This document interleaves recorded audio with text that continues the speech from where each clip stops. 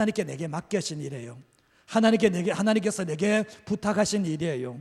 이 땅을 살아가는 동안에 내가 머무는 곳에서 하나님께서 기뻐하시는 삶을 살아가는 것이 바로 사명자의 삶이라고 말할 수 있는데, 우리의 인생이 끝나는 순간 마지막 죽음을 통과하고 주님 앞에 모두 다 서야 되는데, 그 앞에서 후회하지 않기 위해서는 생존의 문제는 하나님께 맡겨드리고 하나님께서 기뻐하시는 사명자의 삶을 살아갈 때 그 삶이 복된 삶이라고 말할 수가 있습니다. 저도 마찬가지라는 거죠.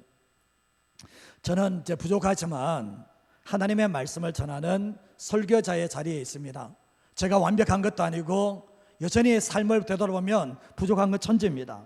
근데 하나님께서 이 자리에 세우셔서 사명을 감당하는데, 하나님의 말씀을 전해줘야 될 책임이 있다. 하나님의 말씀을 통해서 영혼들을 살려내야 되고 하나님의 말씀을 통해서 영혼들을 세워야 될 책임이 제게 있기 때문에 이 자리에 서게 됩니다. 그래서 하나님 앞에 최선을 다하려고 노력을 하는데, 부르신 분이 하나님이시기 때문에 하나님의 마음에 합한 목회자가 되기를 늘 기도를 요청하고 있고 기도하고 있습니다. 모든 목회자가 그렇듯이 성경 중심의 설교를 하고 싶다. 하나님의 말씀을 설교를 해야 되는데, 하나님이 말씀하시고자 하는 그대로 하나님의 말씀을 전하려고 노력을 합니다. 왜냐하면 그것이 저를 세운 하나님의 뜻이고 목적이기 때문에 그렇습니다. 때로는 여러분들이 보시기에, 여러분이 들으시기에 불편한 설교를 할 수가 있습니다. 때로는 여러분들이 설교를 들었을 때 부딪히는 설교가 될 수 있고 거부감이 일어날 수 있는 설교를 할 수 있는데, 이게 저의 말이라면 제게 와서 얘기하겠지만 하나님의 말씀이라면 그것을 받아들이는 자세가 너무나 중요하다는 거죠. 저도 충분히 공감합니다. 저도 과거 설교 들었을 때 꼭 낮추는 것 같고 내게 거부감 일으키는 설교하는 목회자들이 있었거든요. 그러나 되돌아보면 그런 설교가 저를 살렸다는 것을 알게 됩니다. 제가 8년 반 동안 설교를 했습니다. 제가 어젠가 교역자들에게 그런 질문을 했습니다. 제가 8년 반 동안 설교했는데 어느 분이 설교를 제일 잘 듣던가? 교역자들에게 질문을 했습니다. 그 목사님이 누구라고 생각하십니까? 제가 대답을 해드렸습니다. 8년 반 동안 설교를 했는데 제가 전하는 말씀을 통해서 가치관과 삶의 중심이 자신에게서 하나님께로 옮겨지고, 그리고 하나님의 말씀 앞에서 고민하는 그런 성도들이 있다는 것이 제게는 큰 복이거든요. 교회는 하나님의 말씀 앞에 고민하면서 말씀을 삶으로 살아내는 성도들을 통해서 교회가 세워지게 되는 거예요. 교회가 성도들이 많다고 해서 세워지는 게 아니라 하나님의 말씀을 삶으로 살아내는 그 성도들이 이 땅 속에서 교회를 이루어내게 되는데, 말씀을 전하는 저도 고민이 됩니다. 저도 부딪힘이 있고 여전히 하나님의 말씀대로 다 살아내지 못하기 때문에 살아내야 되고 또 전해야 되는 체면을 가지는데, 오늘 말씀에는 구약의 선지자들의 모습이 그렇습니다. 에스겔이 완벽한가? 완벽하지 않아요. 에스겔이 하나님의 말씀을 100% 순종하는가? 그것도 아닐 수 있습니다. 그러나 하나님의 말씀을 살아내면서 전할 책임이 바로 이 선지자들에게 있었다는 것을 알게 됩니다. 하나님의 백성은 오직 하나님만 섬겨야 된다. 이게 신앙의 공식이에요. 신앙의 전부예요. 하나님의 백성은 오직 하나님만 섬겨야 된다.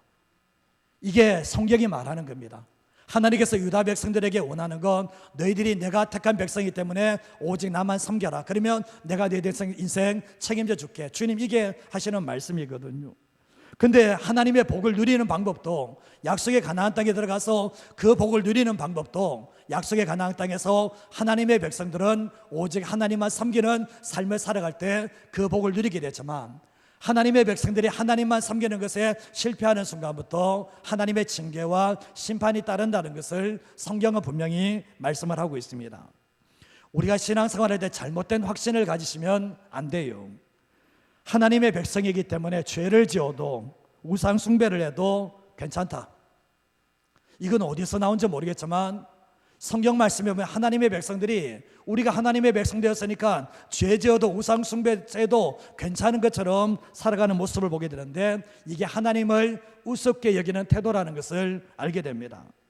실제로 유다 백성들은 하나님의 택하신 백성이잖아요. 근데 하나님의 택하신 백성, 우리가 선민이기 때문에 절대로 이방 백성들에게 짓밟히지 않을 거야, 이렇게 생각했거든요. 또한 하나님의 지상 임재 처소인 최고가 있는 이 예루살렘은 절대로 이방인들의 말갈부에 짓밟히지 않을 거라고 확신하고 살았습니다. 근데 우리가 잘 알잖아요. 아무리 하나님의 선민이라 할지라도 하나님께 범죄하고 회개치 않으면 멸망당한다는 사실을 까마득하게 잊어버리고 이런 착각 속에서 삶을 통해서 결국은 바벨론 포로로 잡혀간 일들이 있게 되었습니다. 유다 백성들이 3차에 걸쳐서 바벨론 포로로 잡혀가게 되는데 1차 때는 우리가 잘 알고 있는 다니엘이 포로로 잡혀가게 됩니다. 그리고 2차 때는 오늘 말씀에 여호야긴 왕과 더불어 에스겔이 2차 포로로 잡혀가게 됩니다. 근데 오늘 말씀 에스겔은 그발 강가에서 하나님의 부르심, 하나님의 소명을 받게 되는데 이 에스겔은 포로된 유다 백성을 향해서 다시 본토로 돌아갈 수 있다, 다시 회복할 수 있다는 그 소망의 메시지를 선포하며 위로와 용기를 줬던 것이 에스겔 선자의 사역이었던 것입니다.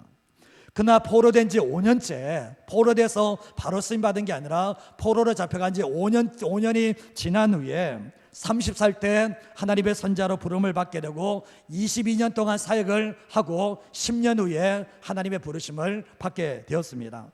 죽음을 맞이하게 됐다는 거죠. 근데 이 에스겔 말씀에 보면 60번 이상이나 나오는 문장이 있는데 어떤 문장에 보면 내가 주 여호와인 줄을 너희가 알리라, 내가 주 여호와인 줄을 너희가 알리라, 이 말이 60번 이상 등장을 하고 있거든요.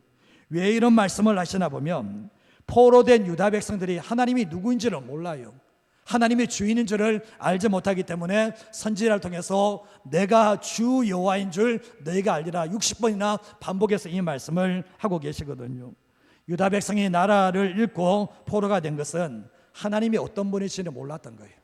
그리고 하나님에 대해서 오해를 했기 때문에 이런 결과를 초래하게 됐는데 에스겔의 이름의 뜻은 하나님께서 강하게 하신다, 하나님께서 강하게 하신다는 이런 뜻을 가지고 있는데 오늘 1장 말씀에 보면 에스겔이 부르심을 받는 소명장이 나오고 있고 제사장 출신의 에스겔을 선자로 불렀다는 거예요. 제사장 출신의 출신의 이 에스겔을 선자로 부르시고 하나님께서 자신을 드러내시는 모습이 나오고 있는데, 자, 오늘 말씀은 첫 문제로 할 수 있는 게 뭔가 같이 한번 읽어보도록 하겠습니다. 하나님은 어느 곳에든지 계시며 하나님의 백성들과 함께 계십니다. 이걸 인식하며 살아가는 사람이 있는가 하면 인식하지 못하는 사람이 있을 수 있거든요. 하나님은 어느 곳에든지 다 계신다. 하나님께서 이 땅에 창조한 모든 창조물 위에 주님은 함께 어느 곳에든지 계시고 특별히 하나님의 택하신 백성들과 안에 계시며 그 삶에도 함께 하신다라고 말씀하고 있는데, 헨리 나우넬이라는 사람은 이런 얘기했습니다. 하나님은 머나먼 하늘이나 깊고 은밀한 미래에 계시지 않고 지금 여기에 계신다라고 말씀했거든요. 하나님은 물론 머나먼 하늘에도 있습니다. 깊고 은밀한 미래에도 하나님은 계십니다. 그러나 하나님은 어디에 계시는가? 지금 이 자리에 여기에 계신다라고 말을 하게 되었는데, 지금 여기라는 말에 주목해 보셔야 됩니다. 내가 머무는 모든 시간 속에서, 내가 머무는 모든 장소에 누가 계신다는 겁니까? 하나님이 계신다라고 말씀을 하고 있는 거예요. 이것은 이론이 아니라 실제입니다. 하나님은 성전에만 계시는가? 교회만 계시는가? 아니요, 하나님은 자신이 창조하신 모든 창조물 위에 함께 하시고 하나님께서 창조하신 모든 땅 위에 주님이 함께 하신다는 것을 알게 되는데, 이것을 인정하게 될 때 어느 곳에서든지 주님을 경험할 수 있고 어느 곳에서든지 주님을 섬기는 삶을 살아갈 수가 있게 됩니다. 우리가 부산에도 한 목사님이 절에서 부르심을 받게 되고 절에서 신학교 다니는 이런 분들이 계시잖아요. 그곳에도 뭡니까? 하나님은 계신다는, 절이라고 해서 그게 사단의 어쩌면 놀이터의 장소이지만 거기에서도 하나님은 계신다는 것을 말씀하고 있죠. 우리가 좁은 의미에서의 복음의 핵심과 넓은 의미에서의 복음을 구분해 보시면, 좁은 의미 속에서의 복음의 핵심은 예수님의 십자가와 부활입니다. 예수님께서 우리가 죄인이었지만 죄인된 우리를 위해서 예수님께서 십자가에서 그 피로 말미암아 우리 모든 죄를 씻어주시고 부활하심으로 말미암아 우리를 의롭다 하시고 하나님의 자녀를 삼어 주셨는데, 이 사실을 믿는 사람들에게 하나님의 자녀가 되는 죄사함의 은총을 우리에게 허락해 주십니다. 근데 우리가 예수님의 복음을 통해서 구원을 받은 사람은 복음의 정신을 가지고 살아가셔야 되는데, 복음의 정신은 세상 만물의 주인은 하나님이시고 그 하나님께서 이 모든 만물을 통치하시고 다스리신다는 이 정신 가지고 살아가는 사람들이 넓은 의미 속에서 복음의 정신을 가지고 살아가고 있는 것입니다. 우리가 치열한 세상 한복판은 있지만 하나님이 안 계신 곳은 없어요. 근데 우리가 하나님이 안 계신 것처럼 느끼니까 하나님이 안 계시는 거지만, 내가 있는 자리에서 하나님께 눈을 들고 이곳에도 하나님이 계신다라고 의식하고 살아가게 되면 반드시 하나님의 살아계심이 내가 머무는 그 자리에서도 반드시 나타나는 역사가 있게 되는데, 하나님은 특정 장소가 아니라 모든 장소에 계신다는 이 영적 눈이 열려지는 것이 필요하다는 거죠. 다윗도 마찬가지입니다. 시편 139편 7절에서 10절 말씀 같이 한번 읽어볼까요? 내가 주의 영을 떠나 어디로 가며 주의 앞에서 어디로 피하리까? 내가 하늘에 올라갈지라도 거기 계시며 서울에 내 자리를 펼치라도 거기 계시나이다. 내가 새벽 날개를 치며 바다 끝에 가서 거주할지라도 거기에서도 주의 손이 나를 인도하시며 주의 오른손이 나를 붙드시리이다. 아멘. 이 다윗은 시편 139편 말씀에 주님께서는 나의 앉고 일어섬도 아신다, 나의 생각도 아신다, 주님께서 멀리서도 내 생각을 다 아신다라고 말씀을 하시면서, 내가 바다 끝에 있다 할지라도, 내가 스월 음부에 있다 할지라도 주님은 나를 아시고 거기에도 계신다라고 말씀을 하고 있습니다. 그래서 내가 주의 영을 따라서, 하나님을 따라서 어디로 가며 주의 앞에서 어디를 피할 수 있습니까? 내가 이 지구상에 가는 한 어느 곳에 간다 할지라도 주님을 피할 수는 없다라고 얘기하면서 하나님의 임재 속에서 살아가는 이 모습을 보게 됩니다. 왜냐하면 주님은 만물에 충만하시기 때문에 그렇습니다. 마태복음 28장 20절 말씀에도 예수님께서 제자들에게 하시는 말씀이, 내가 너에게 분부한 모든 것을 가르쳐 지키게 하려라. 볼지어다 내가 세상 끝날까지 너희와 항상 함께 있겠다라고 말씀을 하셨습니다. 제자들에게 약속하신 거거든요. 세상 끝날까지 너희와 항상 함께 있겠다고 했을 때는 장소의 문제가 아니잖아요. 어느 곳에 가든지 어느 장소에 있든지 주님이 함께 하시겠다라고 말씀을 하셨습니다. 구약의 에스더 말씀을 보면, 에스더서는 참 독특한 게 뭐냐 보면 하나님이라는 단어가 한 단어도 안 나와요. 하나님이라는 단어가 한마디도 안 나오지만 이스라엘 백성들이, 유다 백성들이 이 페르시아에서 포로된 삶을 살았잖아요. 근데 하나님이라는 단어는 한 번도 나오지 않지만 이 바사왕을 움직이는 것도, 이 페르시아를 움직이는 것도 하나님께서 움직이신다는 것을 우리는 이 말씀을 통해서 충분히 볼 수가 있는 거죠. 오늘 에스겔 1장 1절 말씀에도 보면, 30째 넷째 달 초다새에 내가 그발 강가, 바벨론의 그발 강가에 사로잡힌 자 중에 있을 때에 라고 말씀합니다. 에스겔이 요야긴 왕과 함께 포로로 잡혀와서 5년이 지났는데, 이 바벨론의 땅에 왔다고 해서 하나님이 안 계신 겁니까? 하나님께서는 유다 땅에는 하나님이 계시고 이 바벨론 땅에는 하나님이 안 계시는 거예요. 그게 아니잖아요. 이 바벨론 땅도 하나님이 창조하신 땅이기 때문에 하나님께서 여기 계시는데, 만물에 충만하신 하나님께서 이 바벨론 땅에 거하지 않으실 이유가 없다는 것을 우리는 충분히 알게 됩니다. 우리가 어쩌면 이 유다 백성들이 이 바벨론 땅에서 강제 노역을 당하며 힘들고 어려운 상황 가운데 있었지만, 하나님께서 마치 우리를 버리신 것 같지만 하나님은 그 현장에도 뭡니까? 함께 하셨다는 것을 알게 됩니다. 우리의 삶을 살아갈 때 고정관념을 가지시면 안 돼요.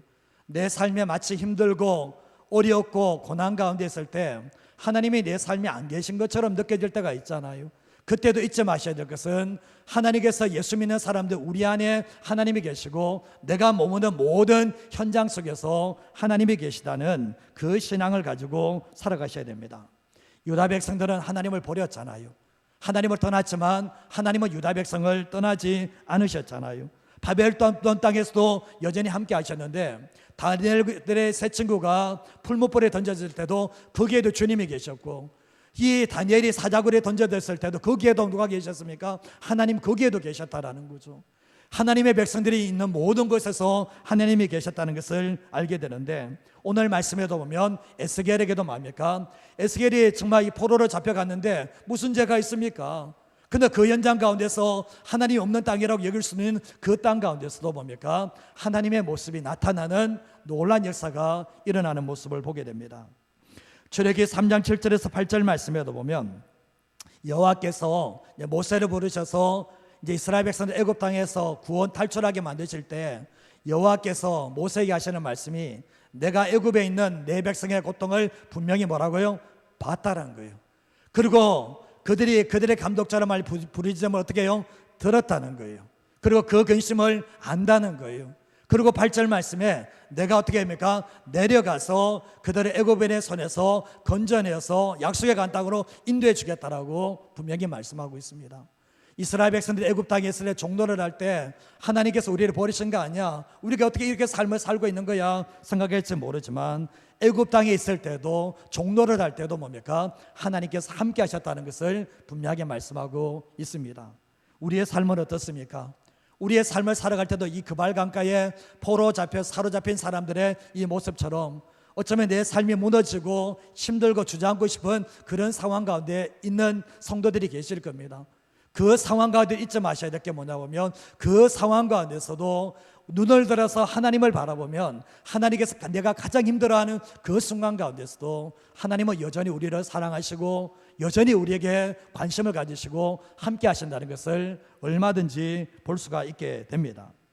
예수 믿는 사람들은 하나님께서 우리를 지으시고 우리를 구원하셨다면 하나님께서 우리를 떠나지 않으시고 버리지 않는다는 것을 항상 잊어버리지 마시고 살아가시기를 바랍니다. 이게 바로 믿는 자들의 위로고 힘이 된다는 것을 기억하셔야 되는데 여러분의 가정에 만약 하나님이 계신다면 여기에 하나님이 계신다면 여러분의 가정에도 하나님이 계실 것이고 여러분이 치열하게 삶을 살아가는 그 현장도 결국 뭡니까? 하나님이 만드신 세상이기 때문에 하나님이 주인이시고 하나님이 통치하신다는 그 믿음을 가지고 나아갈 때 우리는 어느 순간 속에 어느 곳에서도 하나님을 경험하는 사람이 될 수 있다는 것을 기억하시면서 살아가시기를 바랍니다.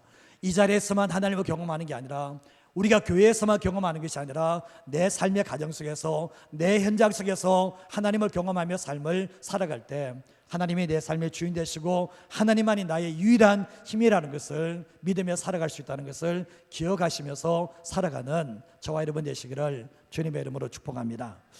두 번째로 주님께 뭔가 읽어보겠습니다. 우리의 삶에서도 하늘이 열리는 특별한 은혜를 누려야 합니다.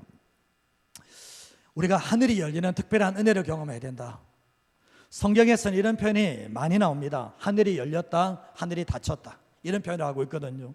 근데 하늘이 열리면서 복이 임한다라고 하고 하늘이 닫히면서 저주가 임한다, 이런 얘기를 하고 있거든요. 근데 하늘이 열린 사람들에게는 하나님의 복이 그 사람에게 충만하게 임하지만 하늘이 닫힌 사람에게는 뭘 해도 안 돼요. 하늘이 닫힌 사람에게는 뭘 해도 그 삶 속에 하나님의 역사가 일어나지 않는다라는 거예요. 자, 제가 설명을 한번 해볼게요. 신명기 28장 12절 말씀 같이 한번 읽어보도록 하겠습니다. 여호와께서 너를 위하여 하늘의 아름다운 보고를 여시사 내 땅에 때를 따라 비를 내리시고 내 손으로 하는 모든 일에 복을 주시리니 내가 많은 민족에게 꾸어줄지라도 너는 꾸지 아니할 것이요. 꾸고 싶은 사람이 있습니까? 남에게 꾸는 일 인생 살고 싶은 사람 아무도 없죠. 근데 하나님께서 순종에 대해서 얘기하면서 순종하는 사람에게 너를 위하여 하늘의 아름다운 복을 어떻게 하신다고요? 여신다라고 말씀하고 있거든요. 하늘의 보물 창고를 여시사 내 땅에 때를 따라 비를 내리시고 내 손으로 하는 일에 복을 주시는데 누구에게요? 순종하는 사람에게 하늘이 열려지는 축복을 주시겠다라고 말씀을 합니다. 그럼 반대로 하면 하나님의 백성이 순종하지 않을 때 어떻게 됩니까? 하늘이 닫혀요. 근데 성경 말씀에 나오는데 신명기 28장 23절과 24절 말씀 같이 한번 읽어보겠습니다. 내 머리 위에 하늘은 노치 되고 내 아래의 땅은 철이 될 것이며 여호와께서 비 대신에 티끌과 모래를 내 땅에 내리시니 그것들이 하늘에서 내 위에 내려 마침내 너를 멸하리라. 누구에게 얘기하는 거예요? 하나님의 백성들에게 얘기하는 거예요. 하나님의 선민들에게 하시는 말씀이 너희들이 불순종하고 우상 숭배하는 삶을 살게 되면 뭐라고 얘기합니까? 23절 말씀에 내 머리 위에 하늘은 노치 되고 내 아래의 땅은 철이 된다. 그러면 아무런 열매를 못 맺어요. 그러면서 14절 말씀하는 비 대신에 티끌과 모래를 내리시겠다라고 말씀하는데 이게 뭐냐 보면 하늘이 닫히는 사람들에게 나타나는 특징이라는 것을 우리에게 말씀하고 있는 거죠. 창세기 28장 10절에서 12절 말씀에 보면 야곱이 형 에서가 죽이려고 하니까 브엘세바에서 하란으로 가는 길이었습니다.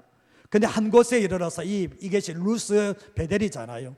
이곳에서 해가 졌습니다. 유수 가려고 한 돌을 가지다가 베개에 삼고 거기 눕게 되었는데 얼마나 달려왔는지 피곤해서 그냥 나가 떨어졌던 겁니다. 근데 꿈에 본즉 사닥다리가 땅 위에 서 있는데 그 꼭대리가 하늘에 닿았고 또 본즉 하나님의 사자들이 그 위에서 오르락 내리락 하는 이런 장면을 보게 되는데 하늘이 열려지는 하나님의 역사를 보게 됩니다. 이 야곱은 이전에 하나님과 어긋난 인생을 살았거든요. 자기 열심과 속임수로 살았던 인생인데 베델에 가서 결국은 뭡니까?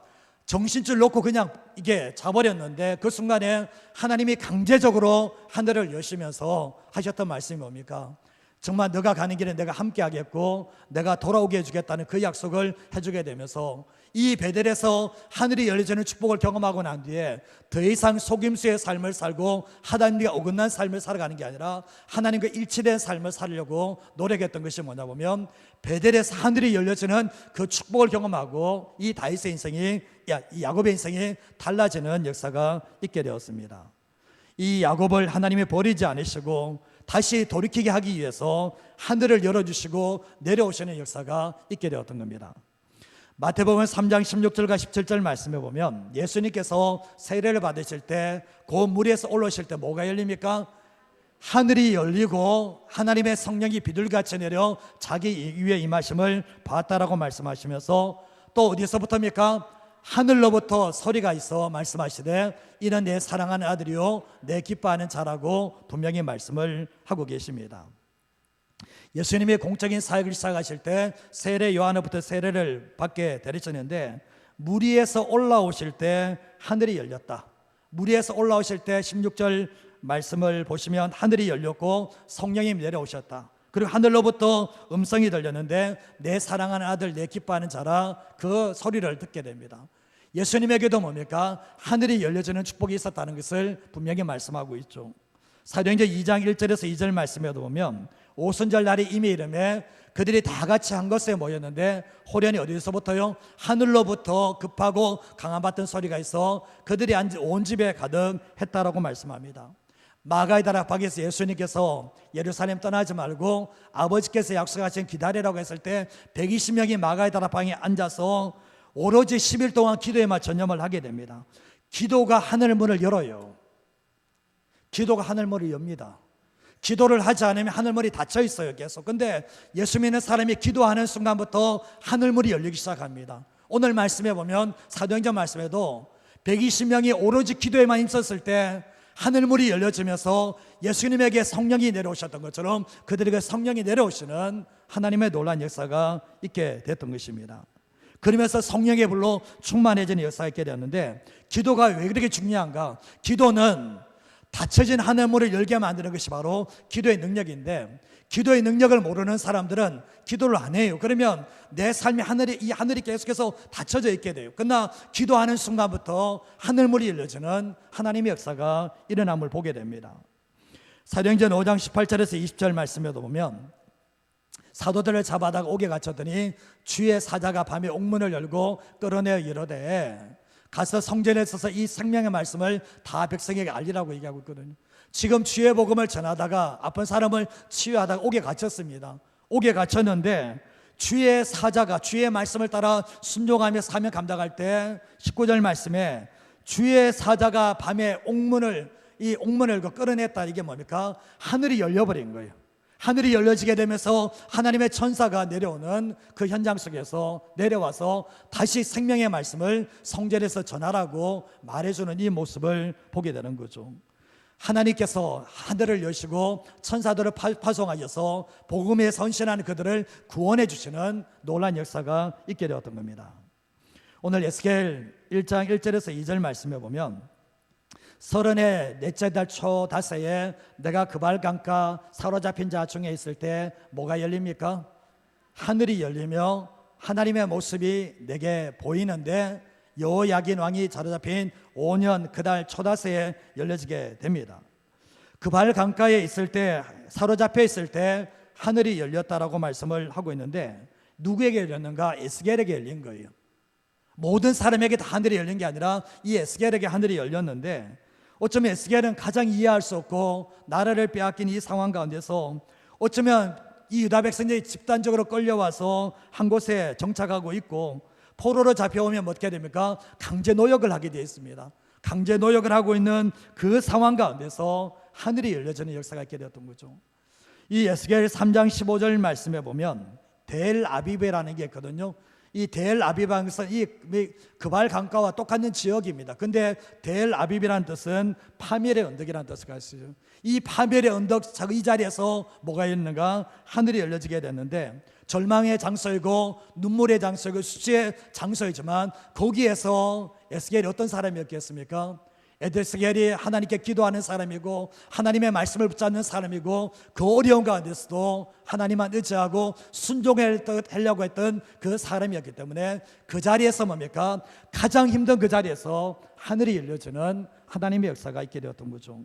여기에서 하늘이 열렸다라는 것이 환상이 열렸다 이런 표현보다는 영어 성경에서는 하나님의 비전이 열렸다, 하나님의 모습이 보여졌다 이런 표현을 하고 있고, 이 1장 27절에서 28절 말씀 보시면 하나님의 형상이 내가 보니, 그러니까 하나님의 형상의 모습이 있고, 28절 말씀에도 구체적으로 말씀하는 것이 여호와의 영광의 형상의 모양과 내가 보고 엎드려 말씀하시는 하나님의 음성을 들었다라고 말씀하고 있는 거죠. 하늘이 열려지게 될 때 뭡니까? 하나님의 형상의 모습을 보게 되고 하나님의 음성을 들었다라고 분명히 말씀하는 이런 모습을 보게 되는 거죠. 우리의 삶을 살아갈 때도 마찬가지입니다. 여러분의 가정에 하늘이 열릴 수 있습니다. 여러분의 직장 생활은 그곳에서 하늘이 열려질 수가 있습니다. 여러분, 우리가 어쩌면 내가 직장 생활하면서 내가 그 직장 생활하는 가운데 그곳에서 계속해서 기도하게 되면 눈에 보이지 않지만 그 자리에서 하늘이 열려요. 믿으세요. 열립니다. 제가 좀 전에 좀 위에 간증도 하겠지만 그게 열려요. 눈에 보이지 않지만 거기에 하늘이 열려버려요. 그래서 하나님께서 그 사람에게 하나님의 비전을 주시고 하나님의 음성을 듣게 하시는 놀라운 역사가 있게 되거든요. 우리의 삶을 살아갈 때 하늘이 열려지는 축복이 필요해요. 열린 하늘의 축복이 필요한데, 제가 처음 말씀드렸지만 하늘이 닫혀지게 되면, 불순종을 통해서 하늘이 닫혀지게 되면 그 사람이 아무리 힘든 삶을 살아도 그 삶에 지는 거 없어요. 그 삶 속에 하나님의 역사가 안 나타나요. 그러나 하늘문이 열려지게 되면 성경 말씀에 정확히 얘기하죠. 하늘의 아름다운 보고를 열어주시겠다고. 기도하시게 되면 기도하는 자리에 뭡니까? 하나님의 성령이 몸에서 하늘이 열려지는 축복을 주시겠다라고 말씀하고 있는데, 예수 믿는 사람들이 정말 높은 곳이 거천들이 그 어디는 하늘나라고 그랬다면 우리가 주님과 함께 삶을 살아갈 때 하나님의 나라가 열려지는 것들을 경험하게 됩니다. 우리의 삶을 살아갈 때 간절히 기도해야 될 이유가 뭐가 있을까? 왜 주님의 뜻에 순종하는 삶을 살아가면 되는가 생각해 보면, 아무리 포로된 곳이라 할지라도 아무리 절망적인 상황 가운데 있다 할지라도 하나님이 함께 하신다는 그 증거로 하늘이 열려지는 하나님의 역사를 경험하게 되는 겁니다. 그래서 우리가 하늘의 문을 여서서 우리 찬양하잖아요. 이 예배 자리는 하늘문이 열리는 자리예요. 내가 마음문을 닫지 않는 한 하늘문을 열어주시거든요. 그래서 하나님의 은혜가 내려오는 자리거든요. 그래서 보면 이 예배 자리에 앉아있다는 그 자체가 뭡니까? 하나님의 은혜가 내 안에 부어지는 자리거든요. 그게 중요한 거거든요. 예수 믿는 사람들이 오늘 말씀, 이 에스겔이 아무리 힘들고 아무리 절망적인 상황 가운데 있을 때도 내가 하나님을 찾고 하나님을 구하고 하나님께 무릎 꿇고 그분의 말씀을 붙잡고 살려고 몸부림칠 때 우리의 삶 가운데서도 하늘문이 열려지는 하나님의 역사가 있다는 것을 잊어버리지 마시고 살아가시길 바랍니다. 그래서 예수 믿는 사람들에게 내 삶에 하나님의 나라가 임하기를 원합니다. 이게 내 삶에 하나님의 나라가 임하기를 원합니다. 이게 내 삶에 하늘이 열려지기를 원합니다. 이게 똑같거든요. 그래서 우리는 삶을 살아갈 때 우리의 삶에도 오늘 에스겔에도 하늘이 열려졌던 것처럼 우리의 삶 가운데서도 하늘이 열려지는 하나님의 놀라운 역사가 있기를 주님의 이름으로 축복합니다. 마지막 한 가지만 더 말씀드리겠습니다. 한번 읽어보겠습니다. 하나님은 어떤 상황에서든지 준비되면 부르시고 사명을 부여하십니다. 하나님은 어떤 상황에 있든지 그 사람이 준비되면 불러요. 그리고 부르시고 그에게 사명을 맡기신다는 거예요. 하나님의 은혜를 경험할 때 특징이 있습니다. 예배 가운데 내게 찾아오시는 하나님을 만나게 되는데 다 함께 예배를 드리는데 개별적으로 특별하게 은혜를 경험합니다. 주님이 내 옆에 오셔서 말씀하시는 것 같아요. 주님이 내게만 꼭 찾아오시는 것 같아요. 그리고 내 심령을 사로잡는 은혜가 내게 와요. 다른 사람이 상황이 의식이 안 돼. 그런 은혜가 있거든요. 저도 그랬습니다. 찬양을 함께 부르는데 평온하고도 강한 임재가 제게 찾아왔어요. 제가 그 순간 잊지 못해요. 함께 찬양하는, 함께 찬양을 부르는 성도들은 특별한 은혜를 경험하지 못했거든요. 지난주나 똑같은 그 찬양이었거든요. 그러나 제게는 평생 잊지 못할 찬양이 된 게 뭐냐 보면 모든 찬양이 다 내게 말씀하는 거였어요. 모든 찬양이 다 내게 말씀하시는 거고, 하나님께서 찬양을 통해서, 가사를 통해서 제게 선명하게 말씀하시는, 하늘이 열려지는 하나님의 역사가 있었거든요. 그 찬양을 통해서 하나님의 인도하심을 받았습니다. 제가 기도할 때 하늘이 열려졌던 것들을 경험했거든요. 기도하기 전에는 모든 상황이 다 막혀져 있는데, 기도를 하는 가운데서 하나님께서 이 섬과 같이 지나가는 하나의 생각이 하늘을 열어줬거든요. 그러고 난 뒤에 하나님의 인도하심이 역사하게 되는데, 이전에는 길이 막힌 것 같고 사방이 우겨싸움을 당한 것 같지만, 기도하는 가운데 하나님께서 이 하늘이 열려지면서 길이 열려지는 하나님의 놀라운 역사를 경험하게 되었거든요.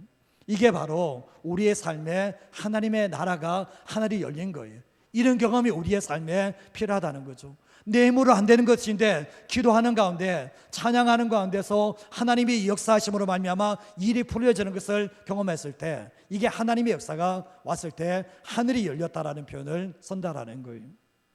독일 아우슈비츠 강제 수용소의 생존자이자 노벨 평화상 수상자인 작가 엘리 위젤이라는 분이 유대인이 겪은 이 고난을 돌아보면서 이렇게 말했는데, 뭐라고 했나 보면, 시련과 고난을 겪은 사람은 전능하신 하나님께 세 가지 감사드려야 된다.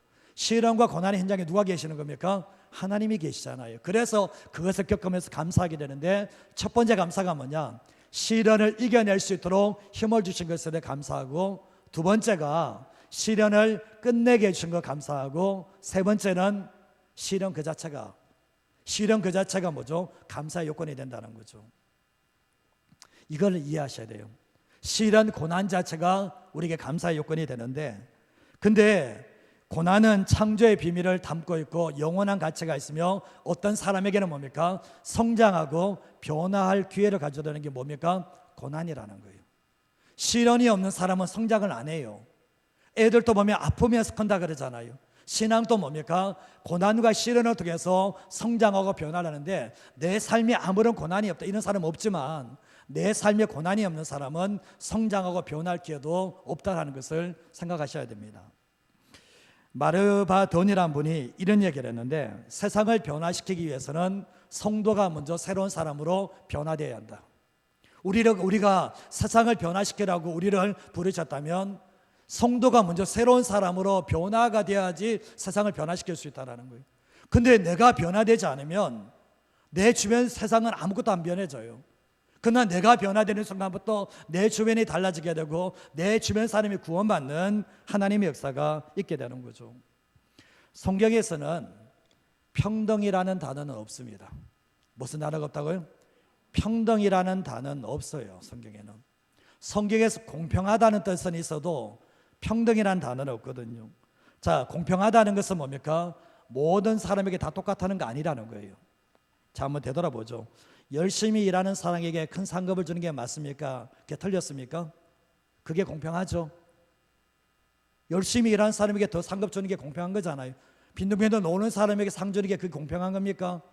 공평하지 않아요. 그러면 우리가 주님을 더 깊게 알려고 몸부림치고 하나님 앞에 자기 인생을 드리려고 힘쓰는 사람들에게 은혜를 주시고 부르시는 게 공평한 거 아닙니까? 나는 주님께 내 자신 드릴 마음도 없고 주님의 쓰임받고자 하는 그런 마음도 없는데 주님이 부르신다는 것은 공평하지 않잖아요.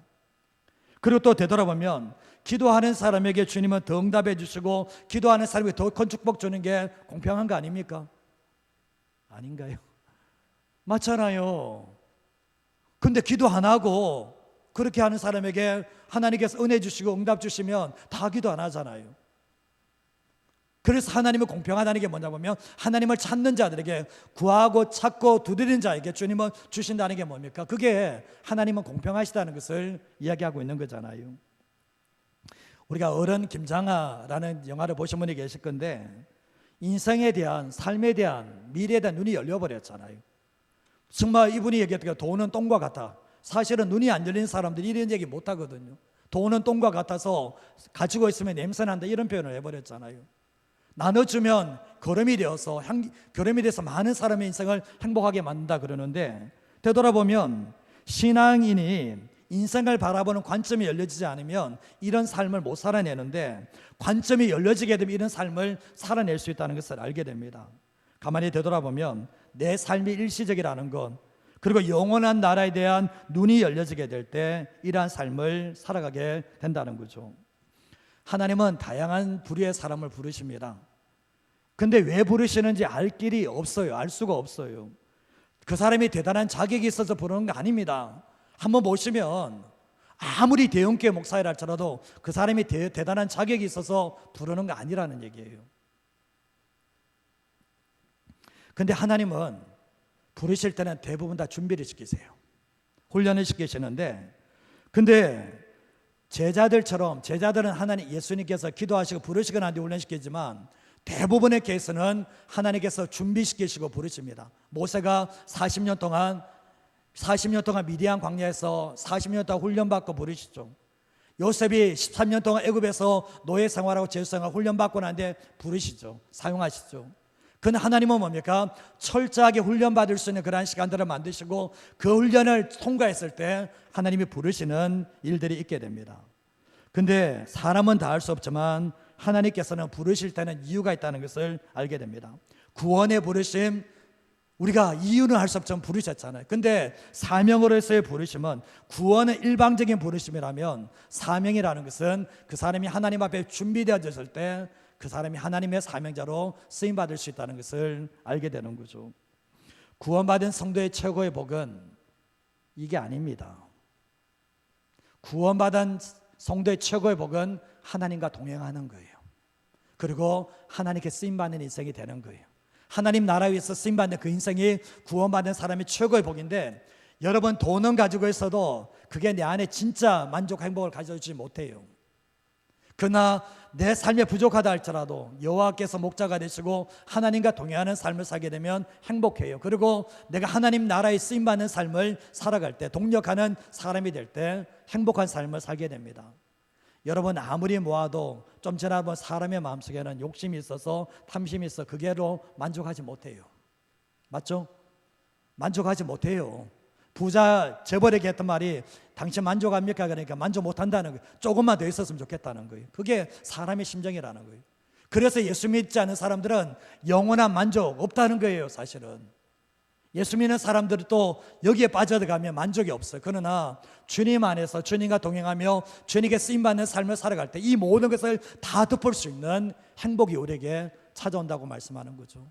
예수님께서 부자 청년에게 했던 말이, 사람의 생명, 사람의 행복은 소유에 넉넉한데 있지 않다라고 주님이 분명히 말씀을 하셨던 겁니다.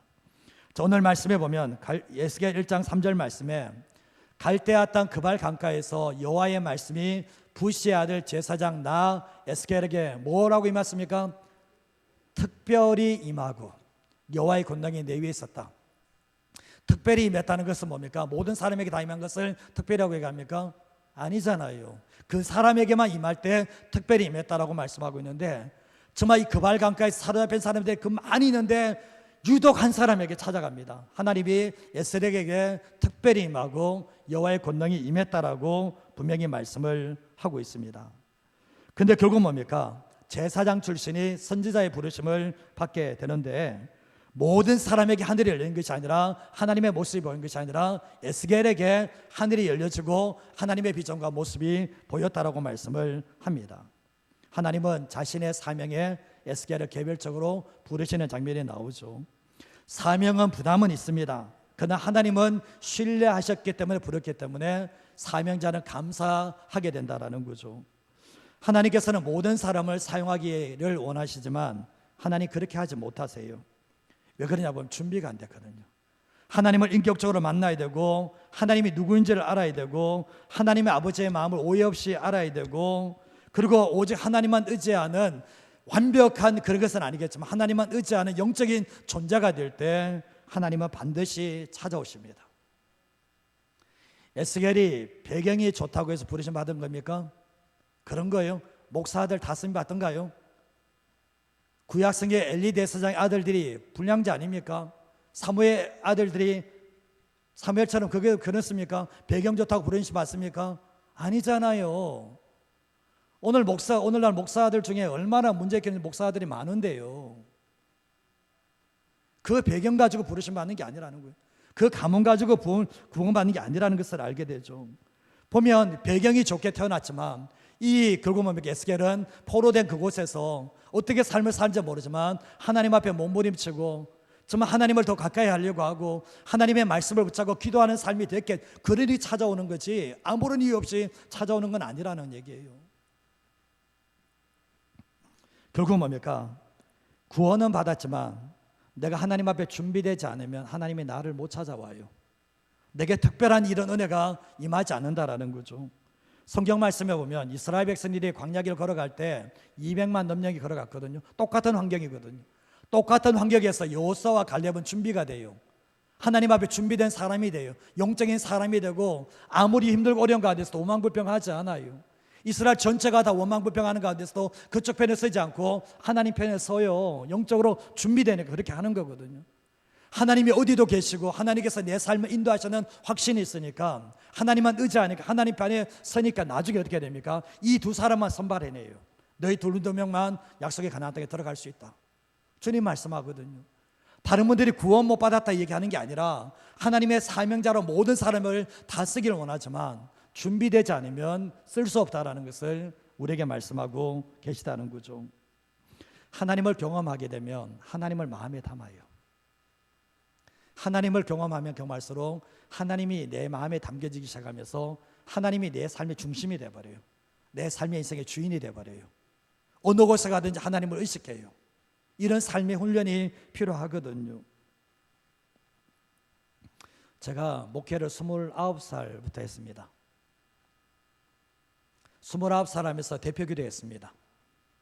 29살에 대표기도 했고 29살에 설교했습니다.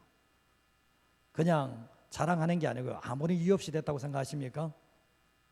하나님께서 어느 날 갑자기 그냥 불러가지고 거기 세웠다고 생각하십니까?